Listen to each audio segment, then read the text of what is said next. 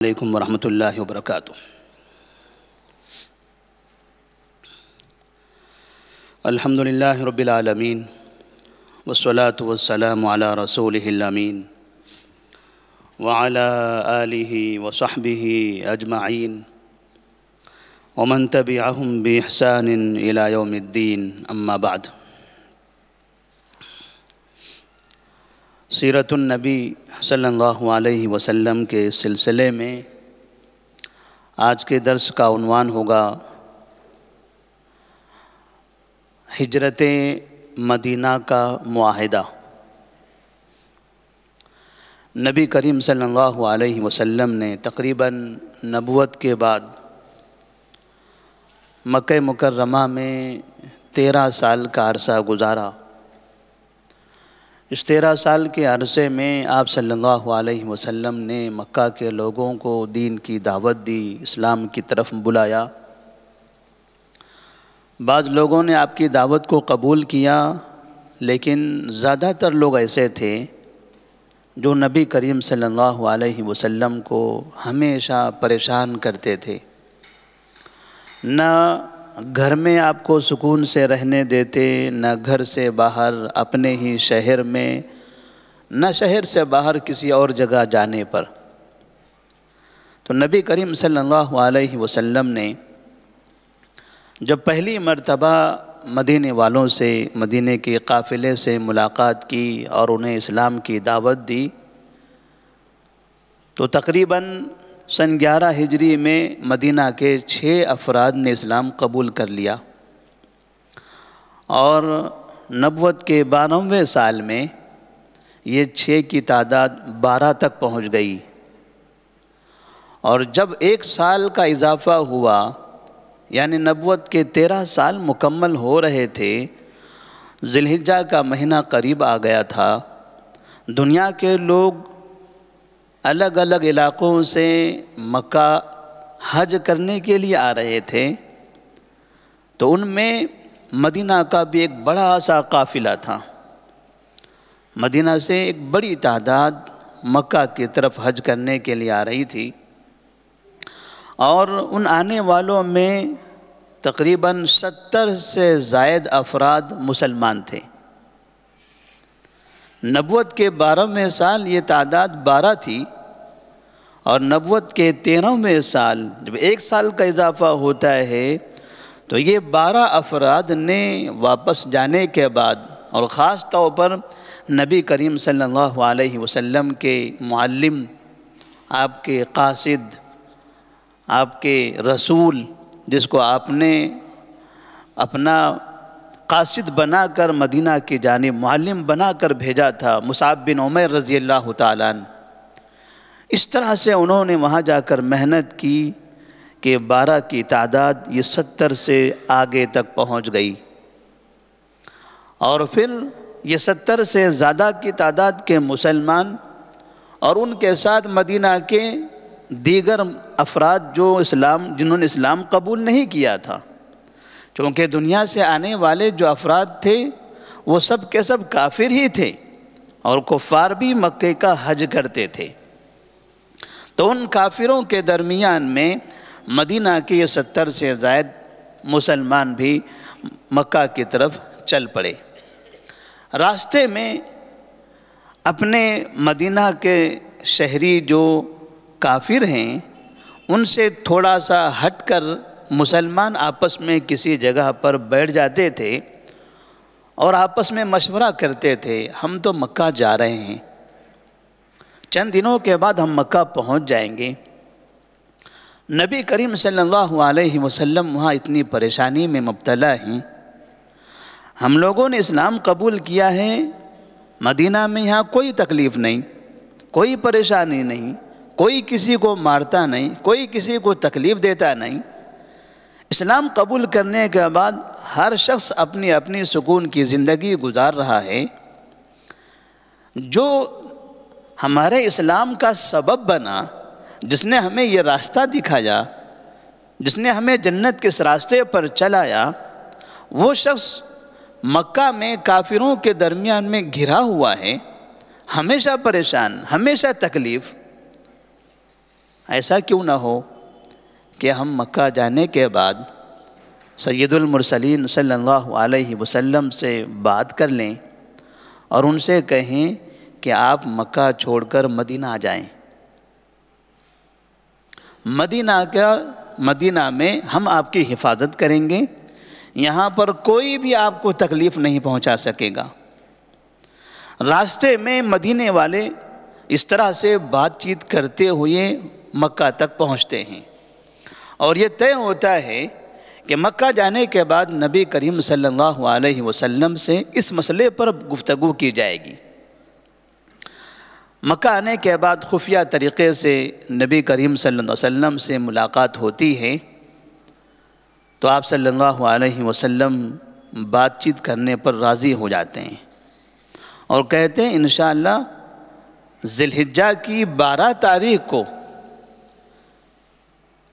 عقبہ کی اس جگہ، اس وادی میں، اس گھاٹی میں جہاں پر پہلی مرتبہ ملاقات ہوئی تھی، وہ تنگ جگہ پر رات کی تاریکی میں، جب تقریباً مینا کی وادی میں، مکہ میں سب طرف لوگ سو رہے ہوں، رات کا پہلا 1/3 حصہ گزر چکا ہو، اس کے بعد ہم اور آپ وہ جمر عقبہ کے پاس، جو 3 کنکر مارنے کے جو 3 جمرات ہیں، تو ایک جمرہ وہ ہے جو مکے کی طرف سے ہے، مکے کی طرف سے جو پہلا جمرہ آتا ہے، اس جگہ پر ہم ایک تنگ جگہ پر بیٹھ کر آپس میں مشورہ کرتے ہیں، ملاقات کرتے ہیں۔ وعدے کے مطابق نبی کریم صلی اللہ علیہ وسلم مکہ میں ہیں، اور یہ جو قافلہ حاجیوں کا تھا یہ مینا میں ہے۔ دنیا کے دیگر علاقوں سے آنے والے افراد بھی مینا میں قیام کر رہے ہیں، اور یہ 70 سے زائد افراد جو آئے ہوئے تھے، یہ سب کے سب مینا میں موجود تھے۔ تمام لوگ سونے لگ گئے، یہ خاموشی سے اپنے اپنے بستر پر جاگے ہوئے ہیں۔ سب کے سونے کا انتظار کیا گیا، اور پھر جیسے رات کی 1/3 کا حصہ گزر گیا، یہ لوگ چپکے الگ الگ جگہوں سے خاموشی سے، پڑوسی کو، بازو والے کو کسی طرح کا علم نہ ہو سکے، اس طرح سے نکل کر سیدھے اس جمر عقبہ کے پاس پہنچ گئے، اور وہاں بیٹھ کر نبی کریم صلی اللہ علیہ وسلم کے آنے کا انتظار کرنے لگے۔ وہ ایسی جگہ تھی جو جگہ مینا اور مکہ کے بیچ میں ہے، مکہ کی آبادی مکہ میں ہے، مینا میں ٹھہرنے والے افراد مینا میں رکے ہوئے ہیں۔ یہ مینا کے افراد اب رات میں مکہ نہیں جائیں گے، کیونکہ انہیں رات میں مینا میں ہی قیام کرنا ہے۔ مینا میں 10 تاریخ ہے، 11 تاریخ ہے، 12 تاریخ ہے، 12 تاریخ کو بھی رک جائیں تو مینا میں ہی رات گزارنی پڑتی ہے۔ اب یہ رات کے وقت میں مکہ کی طرف نہیں جائیں گے، اور رات میں مکہ والے مینا کیوں آئیں گے؟ اس طرح سے دونوں آبادیاں اپنی جگہ رکی ہوئی ہیں، اور یہ بیچ کی جو جگہ ہے یہ جگہ خالی ہے۔ اس جگہ کے بارے میں لوگوں کو علم نہیں ہے۔ نبی کریم صلی اللہ علیہ وسلم نے پہلی ملاقات مدینہ والوں سے اسی جگہ کی تھی، معروف جگہ تھی، محفوظ جگہ تھی، لوگوں کی نگاہوں سے دور تھی، لوگوں کو تصور نہیں تھا کہ آپ لوگ وہاں ملاقات کر سکتے ہیں۔ بہرحال نبی کریم صلی اللہ علیہ وسلم کا انتظار کیا جانے لگا۔ آپ صلی اللہ علیہ وسلم مکہ کی طرف سے اپنے چچا عباس رضی اللہ تعالیٰ عنہ کے ساتھ پہنچ گئے۔ عباس بن عبد المطلب ابھی مسلمان نہیں ہوئے تھے، نبی کے چچا تھے، اسلام قبول نہیں کیا تھا، لیکن بھتیجا ہے۔ میرے بھتیجے کو لوگوں نے اس وادی، اس گھاٹی میں بلایا ہے، مکہ شہر سے باہر اجنبی لوگ ہیں، دوسرے شہر کے لوگ ہیں، کیوں بلا رہے ہیں؟ کہیں ایسا تو نہ ہو کہ میرے بھتیجے کو دھوکہ دے دیں۔ ہم نے ایمان نہیں لایا ہے ان پر، لیکن ہمارا خون ہے، ہمارا خاندان ہے، ہمارا قبیلہ ہے، ہم ایک ہیں۔ اس طرح سے چچا کے دل میں بھتیجے کے لیے محبت تھی۔ نبی کریم صلی اللہ علیہ وسلم کے ساتھ عباس بن عبد المطلب رضی اللہ تعالیٰ عنہ وہاں پر پہنچے۔ وہاں پہنچنے کے بعد عباس بن عبد المطلب نے لوگوں سے کہا لوگو یا معاشر الخزرج ان محمدا منا حیث قد علمتم. عباس نے بولنا شروع کیا ان محمدا منا حیث قد علمتم وقد منعناه من قومنا ممن هو على مثل رأينا فيه. اے مدینے والوں، انصاریوں، خزرج قبیلے کے لوگوں، ہمارا یہ بھتیجا محمد، اس کی کیا عزت ہے، اس کا کیا مقام ہے ہمارے درمیان میں، وہ سب جانتے ہیں، تمہیں بھی پتہ ہے. ان کے یہاں دشمن ضرور ہیں، ان کے مخالفین یہاں ضرور ہیں، لیکن پھر بھی ہم نے ان کو ان کے مخالفین سے محفوظ کر رکھا ہے. ابھی تک بھی کوئی بھی ایسا شخص نہیں جو ان کی جان کے لیے خطرہ بن سکے. ہر حالت میں ہم ان کی حفاظت کرتے ہوئے آئے ہیں. کئی مرتبہ ان پر حملہ ہوا مگر ہمیشہ ہم نے حفاظت کی ہیں. فَهُوَ فِي عِزٍّ مِّن قَوْمِهِ وَمَنْعَةٍ فِي بَلَدِهِ وَإِنَّهُ قَدْ أَبَى إِلَّا الْإِنْحِيَازَ إِلَيْكُمْ وَاللُّحُوقَ بِكُمْ. لیکن اب میرا بھتیجا آپ کے ساتھ جانا چاہتا ہے، یہ آپ کے شہر میں آپ کے ساتھ رہنا چاہتا ہے. اس نے اصرار کر لیا ہے کہ اب مجھے شہر چھوڑ دینا ہی ہے. عباس اپنے بھتیجے کے بارے میں کہتے ہیں لیکن سن لو فَإِن كُنْتُمْ تَرَوْنَ أَنَّكُمْ وَافُونَ لَهُ بِمَا دَعَوْتُمُوهُ إِلَيْهِ وَمَانِعُوهُ مِمَّنْ خَالَفَهُ فَأَنْتُمْ مَا تَحَمَّلْتُمْ مِنْ ذَلِكَ.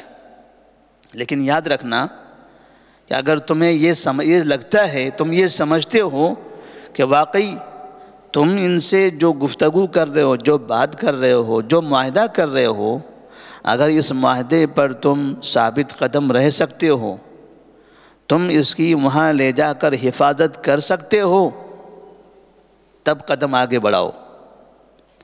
اس لیے کہ یہ نبی ہے، یہ رسول ہیں. جس طرح سے یہاں پر لوگوں نے مخالفتیں کی ہیں، انہیں پریشان کرنے کی کوشش کی، مجھے خطرہ ہے میرے بھتیجے پر کہ وہاں بھی ایسا ہو سکتا ہے. اگر تم اسے ہمارے شہر سے، ہماری آنکھوں کے درمیان سے آپ لے جانا چاہتے ہو تو یاد رکھنا جس حفاظت کے معاہدے پر تم لے جانا چاہتے ہو، تم اگر حفاظت کر سکتے ہو، ہے اتنی طاقت تو لے جاؤ. وَإِن كُنْتُمْ تَرَوْنَ أَنَّكُمْ مُسْلِمُوهُ وَخَاذِلُوهُ بَعْدَ الْخُرُوجِ بِهِ إِلَيْكُمْ فَمِنَ الْآنَ فَدَعُوهُ. لیکن اگر تمہیں ایسا لگتا ہے کہ اگر ان پر کوئی مصیبت آ جائے یا ان کی وجہ سے تم پر کوئی مصیبت آ جائے تو تم انہیں چھوڑ دو گے، تو آج ہی موقع ہے، ابھی چھوڑو، چلے جاؤ، لے جانے کی کوئی ضرورت نہیں. اگر تمہیں ایسا لگتا ہے اس کی وجہ سے تم پر کوئی مصیبت آ جائے گی، لوگ تمہارے دشمن بن جائیں گے کہ تم نے انہیں کیوں لایا ہے، ان کی وجہ سے یہاں لوگ پریشان ہیں، تمہاری جان پر آ جائے اور تم پھر چھوڑ دینا چاہو، اپنی جان کی حفاظت کرنا چاہو، تو سن لو کہ آج ہی تم چھوڑ دو، تمہیں لے جانے کی کوئی ضرورت نہیں ہے، ہم اس کی حفاظت کے لیے کافی ہیں. عباس نے مدینہ سے آئے ہوئے لوگوں سے کہا. خزرج قبیلے کے جو لوگ تقریباً 70 سے زائد افراد تھے، عباس بن عبد المطلب کی باتیں سن رہے تھے. پوری باتیں سننے کے بعد ان میں سے ایک ذمہ دار شخص کعب بن مالک الانصاری رضی اللہ تعالیٰ عنہ وہ کھڑے ہوئے اور انہوں نے خطاب کرتے ہوئے کہا، کچھ باتیں کہی اور انہوں نے کہا قد سمعنا ما قلت. اے عباس، آپ نے جو کہا ہے ہم نے سن لیا، آپ کی ساری باتیں ہمیں سمجھ میں آ گئی ہیں. فَتَكَلَّمْ يَا رَسُولَ اللَّهِ فَخُذْ لِنَفْسِكَ وَلِرَبِّكَ مَا أَحْبَبْتَ. آپ کے سامنے آپ کے بھتیجے سے ہم کہہ رہے ہیں، اے اللہ کے رسول صلی اللہ علیہ وسلم، اٹھیے، آپ اپنا ہاتھ بڑھائیے، جس چیز کے بارے میں آپ ہم سے بیعت لینا چاہتے ہیں، جو معاہدہ کرنا چاہتے ہیں، کر لیجئے. کعب بن مالک انصار رضی اللہ تعالیٰ عنہ نبی سے کہا فَخُذْ لِنَفْسِكَ وَلِرَبِّكَ مَا أَحْبَبْتَ. جو آپ چاہتے ہیں، کس طرح سے آپ کو ایسا محسوس ہو سکتا ہے کہ آپ ہمارے درمیان محفوظ رہیں گے، اس کے لیے کون سا معاہدہ ہونا چاہیے، کون سی بیعت ہونی چاہیے، سب بتا دیجئے، ہم سب کے لیے تیار ہیں۔ کعب بن مالک انصاری نے اپنے ساتھیوں سے کہا، لوگوں تیار ہو، میں جو کہہ رہا ہوں اس کام کے لیے تیار ہو؟ سب نے کہا ہاں ہم سب تیار ہیں، نبی جو کہیں گے اس کام کے لیے ہم تیار ہیں۔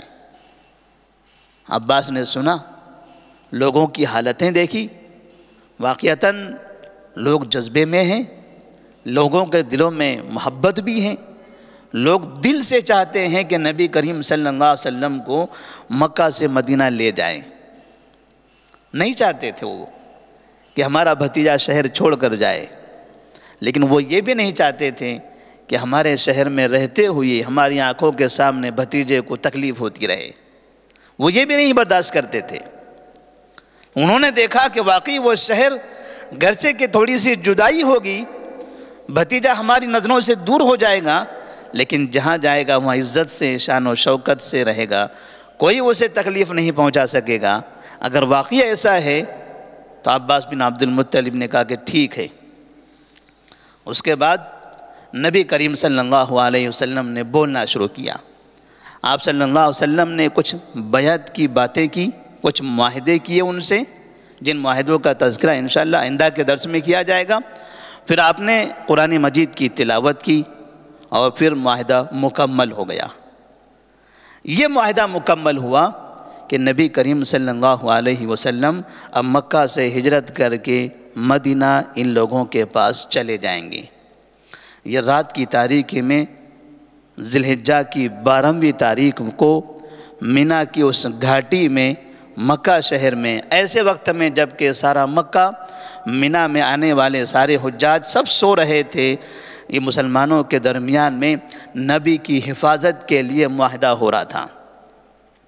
نبی کریم صلی اللہ علیہ وسلم اللہ کے رسول، اللہ کے محبوب، سید المرسلین، امام الانبیاء، کیسا محسوس ہو رہا ہوگا کہ اپنے شہر سے دوسرے شہر میں جانا چاہتے ہیں اور دوسرے شہر والوں سے باقاعدہ حفاظت کا مطالبہ کیا جا رہا ہے کہ ہم اپنے شہر میں پریشان ہیں اور آپ کے ساتھ جا رہے ہیں، آپ اپنے شہر میں ہماری حفاظت کریں۔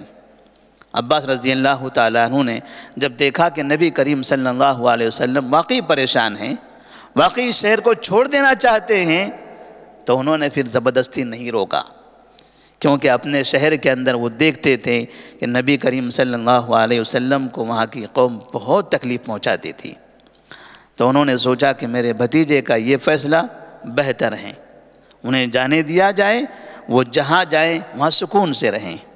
نبی کریم صلی اللہ علیہ وسلم نے ذی الحجہ کے 13ویں نبوت کے ذی الحجہ میں یہ معاہدہ کیا تھا، اور اس کے چند ہی دنوں کے بعد پھر آہستہ آہستہ ہجرت کی تیاری شروع ہو جاتی ہے۔ اس سے سمجھ میں آتا ہے کہ کسی مومن کو، کسی مسلمان کو کسی جگہ رہتے ہوئے اگر کوئی تکلیف ہو اسلام کی دعوت دینے میں، تو ضروری نہیں ہے کہ اسی جگہ رہ کر اپنی زندگی کو تباہ کر دے۔ اللہ کی زمین وسیع ہے، ایک جگہ نہیں دوسری جگہ منتقل ہو جائے، وہاں جا کر انتہائی امن کے ساتھ، سکون کے ساتھ وہاں دعوتی کام کرے۔ اگر کسی جگہ 1 سال 2 سال 3 سال 10 سال گزر رہے ہیں اور وہاں کی قوم مانتی نہیں ہے، تو آپ انہی قوم کے لیے نہیں ہو، دوسری قومیں بھی آپ کا انتظار کر رہی ہیں۔ ہو سکتا ہے یہ آپ کی زبان سے نہ مانے، آپ وہاں چلے جائیے، وہاں کے لوگوں کو دعوت دیجئے، وہاں سے یہ دین گھوم کر پھر ان کے گھروں میں داخل ہوگا۔ اور نبی صلی اللہ علیہ وسلم نے یہی حکمت استعمال کی۔ آپ مدینہ میں گئے، مکہ کو چھوڑ دیا، مدینہ میں دعوتی کام کیا، اور وہاں سے پھر وہی اسلام جو مکہ سے نکلا تھا واپس مکہ میں داخل ہوا، اور مکہ میں گھر گھر کے اندر داخل ہو کر وہاں کے تمام لوگ مسلمان ہو گئے۔ نبی کریم صلی اللہ علیہ وسلم کی زندگی میں، آپ ہی کی زندگی میں، آپ ہی کی آنکھوں کے سامنے آپ نے دیکھا کہ جن لوگوں نے مجھے اپنے شہر سے نکالا تھا کفر کی وجہ سے، بعد میں وہی لوگ مسلمان ہو کر ہمارا استقبال کرنے کے لیے کھڑے ہیں۔ یہ حکمت ہے دعوت کی۔ اللہ تبارک و تعالیٰ سے دعا ہے کہ اللہ تبارک و تعالیٰ ہمیں حکمت کے ساتھ صحیح طریقے سے اسلام کی دعوت لوگوں کے درمیان میں عام کرنے، لوگوں کو صحیح دعوت دینے کی توفیق عطا فرمائے۔ والسلام علیکم ورحمۃ اللہ وبرکاتہ۔